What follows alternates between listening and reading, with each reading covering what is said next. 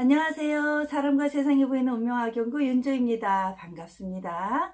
오늘의 주제는요. 자식이 왼수 같은가요? 라는 내용입니다. 자, 원수도 아니고 왼수입니다. 최소한 우리에게 자식은 원수 같은 존재가 될 수는 없다고 생각합니다. 그래서 제가 이렇게 귀여운 말로 왼수 같은가 이렇게 물어봤습니다. 자, 어머님들, 자식 키우는 부모님들 누구나 공통적으로 한 번쯤은 느껴본 이야기일 거예요. 이걸 명리학적으로 풀어드리도록 할게요. 자, 이 자식은 나에게 어떤 관계로 왔길래 이렇게 나를 가슴 아프게 하나? 아니면 나는 왜 아이를 잘 키울 수 없는 부모가 되고 있나? 왜 인정받지 못하는가? 끊임없이 고민하게 되시죠. 저도 역시 마찬가지입니다. 운명을 알아도 그게 잘 안 되더라고요. 예를 들면 명리학에서는요, 자식운을 남자는 관성, 여자는 식상으로 보게 됩니다. 자, 남자에게 있어서 관성이라고 하는 것은, 육친론을 잘 모르는 분들은 관성을 잘 모르실 거예요. 자, 나를 기준으로 나를 극하는 존재가 바로 관성입니다. 남자를 극하는 게 무엇이 있을까요? 직업, 자식. 아무리 훌륭한 남자도 자식 앞에서는 왜 다 쩔쩔매는 모습 보실 수 있죠. 그런 경우가 바로 자식이 나를 극하는 존재이기 때문에 그렇습니다. 특히 아버지들은 자식에 대한 책임감이 참 강해요. 그리고 또 그 뿌리라고 하죠. 씨앗의 뿌리. 그 뿌리가 바로 내 자식이기 때문에 그러합니다. 그리고 여자에게 있어서는 자식을 보는 눈이 식상이라고 합니다. 식상은 내가, 자, 일간을 중심으로 내가 생하는 것이 식상이에요. 내가 생하는 것은 그러면, 자, 무엇일까요? 내가 낳았어요. 자식이죠. 여자에게 있어서 그래서 자식은 식상으로 보게 됩니다. 식신과 상관으로 본다. 이렇게 생각하시면 됩니다. 그러면, 자, 어려운 말 다 몰라도 이 시간에는 명리학적인 공부를 가르치기보다는 명리 심리학을 가르쳐 드리기 위한 거니까, 잘 모르시는 부분은요, 윤조 육친론 이렇게 치면 나올 거예요. 한번 검색해서 보세요. 자, 좀 더 보시면 아실 수 있어요. 자, 여기선 심리학적인 접근만 해드릴게요. 그러면 굉장히 이론이 단순해요. 남자에게 있어서 관성이 나쁘게 작용되면 자식운이 안 좋다, 이런 거잖아요. 근데 관성이 많으면 어떻게 될까요? 옛날 고전에도 나옵니다. 관성이 많은 남자들은 동가식 서가숙을 한대요. 동쪽에서 가서 자식 낳고 서쪽에 가서 자식을 낳는 이런 운이 바로 남자가 관성이 많을 경우예요.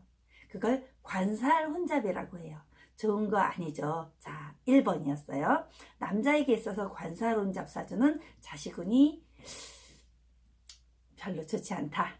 나쁘게 말하기가 좀 그러네요. 자, 별로 좋지 않다. 두 번째, 관성 중에서도 정관을 가졌다면 그래도 참 이 정관이 나에게 좋은 역할을 한다면 좋다. 그렇지만 그게 편관이 강하게 들어와 있다. 그걸 살왕이라고 해요. 살왕, 그게 뭐냐면 칠살이 강하다. 다른 말로 하면 편관이 강하다. 이거거든요. 그런 경우는, 자, 아버지를 극하는 존재가 너무 강하면 아버지가 깨갱 이렇게 되겠죠. 왠지 기운을 잃게 되겠죠. 아버지의 존재감이 약해지는 거예요. 자, 그게 두 번째예요. 세 번째, 뭐가 있냐면요, 내가, 자, 나 자신을 비경겁재라고 하거든요. 자, 명리학 용어에선 나 자신을 일간이라고 하고 비경겁재라고 하는데, 비경겁재가 너무 강한 경우가 있어요. 그러면, 자, 나를 극하는 자식이 아버지만 보면 이런 걸 뭐라고 하죠? 우금이 저린다고 하죠. 괜히 기가 죽는 거예요. 자, 조화로우면 참 좋겠으나 그게 안 될 경우에 그렇게 되는 작용이 일어나요. 내가 너무 강하니까 자식이 나를 아무리 이렇게 극하해 보려고 해도 계란에 바위치기가 되는 거죠. 거꾸로 바위에 계란치기가 되나요? 자, 이렇게 계란을 해쳐도 안 되니까 이 친구는 자기 스스로 포기하게 되는 거예요. 내가 도전할 수 없는 존재. 그렇게 되면 우리 프로이트의 남근기를 한번 생각해 보시면 돼요. 아버지에 대한 오이디푸스 컴플렉스를 느끼게 되는 거죠. 그게 어릴 때만 그러면 괜찮은데 평생 가는 거예요, 그 아이는. 그런 관계. 또, 자, 시지에, 자, 사주학에는 연월일시가 있어요. 연월일시에 일이 나고 시가 자식궁이라고 해요. 궁성론이라고 하는데, 시가 자식궁이라고 할 때는 그 시간과 내가 합이 들었을 때 어떨까요? 나중에 나이 들었어도 자식과 잘 한 집에서 살아도 좋은 사주가 되겠죠. 자, 딩동댕이에요. 그런데 시간과 일지가 충을 맞는 경우가 있었어요.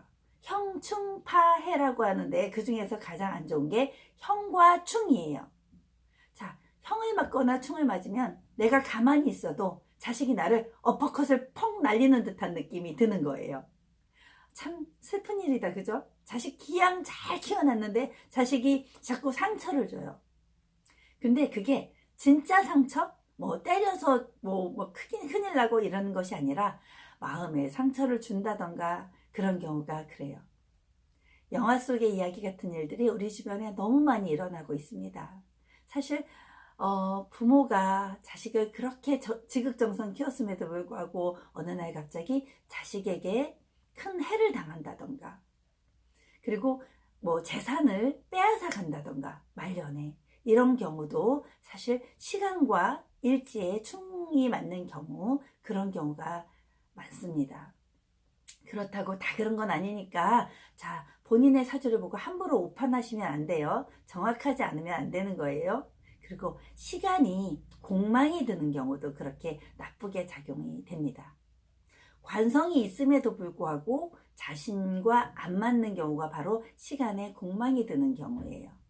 자, 이렇게 여러 가지로 설명을 해드렸고, 여자의 경우에는요, 그 반대예요. 식상이 나에게 있어서 용신이거나 귀신일 경우가 두 가지로 나누게 돼요. 내가 낳은 자식이 나에게 용신이에요. 그러면 좋은 작용을 해주게 돼요. 그런데 귀신이에요. 그러면 나쁜 작용을 하게 돼요. 이건 좀 어려우니까 따로 명리학적인 접근으로 공부를 가르쳐 드리도록 할게요. 여기까지만 알아보세요. 그리고 또 식상이 아예 없는 경우가 있어요. 무식상이라고 하죠. 무식상도 사실은 자식 낳기가 어려운 경우인데, 그럴 때 언제 자식을 낳게 되냐면요, 식상운이 오게 될 때 자식을 낳게 됩니다. 그렇게 식상운이 왔을 때 자식을 낳았지만 무식상이며 시간에 공망이 있고 그런 경우에는 자식운이 별로 없어요. 그럴 경우에는 어떻게 하면 좋을까요? 자식을 멀리 유학을 보내보세요. 또는 내가 키우지 않고 자, 공부를 열심히 시켜서 기숙사 있는 학교 보내는 거 어떨까요? 특수고등학교? 왜 자사고라고 하죠. 또는 뭐 과고도 있고 외고도 있습니다. 그런 경우에 공부를 가르치고 싶죠. 사실은 누구나 다 로망이에요. 근데 그 자식은 나를 속삭이러 온 자식이 있을 수가 있어요. 그죠? 그걸 전생의 빚쟁이 인연이라고 합니다. 그 빚쟁이 인연, 내가 빚을 갚아야 되는 아이로 올 경우엔 그것도 절대로 말을 안 들어요. 강제로 갖다 놔도, 기숙사에 갖다 놔도 나 여기서 못 살겠어, 죽겠어 하는데 어떻게 부모가 거기다가 자식을 놓겠어요. 그러니까 집에 또 데리고 옵니다. 집에 데리고 오면 1년 내내 아이가 또 속을 썩이게 되는 거죠. 자, 부모는 자식한테 속 썩으라고 그렇게 자식이 태어난 것이라고 본다고 우리 스승님도 말씀해 주셨어요. 하지만 엄마인 저로서는, 자, 우리 엄마들로서는 얼마나 억울해요. 그런데 그 엄마들일수록 또 자식을 너무 지극정성 사랑하십니다. 인정하십니까? 그러면 좋아요, 구독 꼭 눌러주세요. 맞습니다. 자, 지극정성 사랑하면서 키운 엄마들일수록 아이에게 더 대접을 못 받습니다. 그게 심리학적으로도 그래요. 그러니까 사주를 보면 나와 자식운이 조금 좋지 않다, 그럴 경우에 자식을 조금 멀리 떨어뜨려 놓는 연습을 하시고요. 좀 더 바르게 키우는 연습을 아기 때부터 하셔야 돼요. 아기가 식당에서 막 뛰어다니는데 아유, 우리 아이 참 건강하다, 이렇게 하는 엄마들도 있다고 해요. 자, 이렇게 키우면 나만 이쁠 뿐이지 내 자식은 결국은 평생 살면서 어디선가 누군가의 미움을 받는 자식으로 크게 되는 것입니다. 그런데 제가 이번에 상담한 사례예요. 또 하나의 사례는 두 가지 사례를 알려드릴게요. 첫 번째 사례는 부모와 자식 운을 딱 보았더니 일지가 연도 충을 맞고 월도 형을 맞고 일도 귀문 관살이 들고 시지에도 충을 또 맞는 경우가 있었습니다. 이런 경우는 정말 부모가 정말 죽고 싶어요 라고 말씀을 하시더라고요. 그런데 그 자식은 그거 몰라요. 엄마 때문에 내가 죽고 싶어요 이렇게 말을 합니다. 자, 엄마는 아무리 잘하려고 하더라도 아이는 절대 모르는 거예요. 이런 경우가 있고요. 두 번째 사례는요, 아이 사주는 참 괜찮아요. 첫 번째 사례 같은 경우는 아이 사주가 너무 군비쟁제를 이루어요. 자기 고집이 너무 센 아이라서 아무리 해도 말이 안 통해 먹는 거죠. 근데 두 번째 사례는요, 아이 사주는 참 괜찮아요. 그런데 엄마 사주에서 편인성이 너무 강하게 작용되는 거예요. 그러면 편인성은 자식을 극하게 되는 편인도식이라고 해요. 이런 것도 좋은 사례가 안 되는 거예요. 자, 별표 쫙 해주세요. 편인도식을 가진 본인의 사주가 그러하다면 아이 사주가 좋아도 엄마의 사주가 그러면 아이를 망칠 수가 있어요. 그럴 경우에도 아이를 멀리 좀 떠나 보내주세요. 엄마가 관리하려고 들지 마세요. 혹시 사주상 아빠와의 관계가 좋으면 아빠가 관리하도록 해주시는 것도 좋아요. 근데 이제 이렇게 말했다고 사주 잘 못 보시는 분들이 하나 딱 보고 편인이 하나 있어요. 나 편인일주인가 봐. 자식을 관리하면 안 돼. 이러면 절대 안 됩니다. 정확하게 사주 분석을 해둘 필요가 있어요. 그럴 때 아이 사주가 좋다면 이 아이는 저절로 혼자 두었을 때 더 잘 되는 사주가 될 수도 있습니다. 그 외에 너무 많은 사례들이 있어요. 그렇지만 여기서는 간단하게 이렇게만 해드릴게요. 너무 많은 걸 들으셔도 다 기억도 못해요. 자, 그거 나머지는 PPT 파일로 또 다른 강연을 준비해 드리도록 하겠습니다.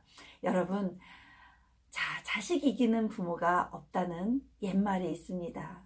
우리 모두 그런 가슴 태우는 엄마의 심정으로, 그런 부모의 심정으로 살고 있는 엄마들입니다. 엄마일수록 더 객관적인 시각으로 자식을 보며 우리 함께 의논하면서 자식을 잘 키워보도록 해요. 답답한 일이 있을 때는 이렇게 선지식을 가진 또 철학을 오랫동안 공부한 저 같은 철학자들과 전화 상담을 해도 좋고 직접 찾아오셔도 좋습니다. 여러분들과 함께 지혜를 나누는 그런 철학자가 되겠습니다. 여러분 나날이 행복하십시오. 더 건강한 날 되세요.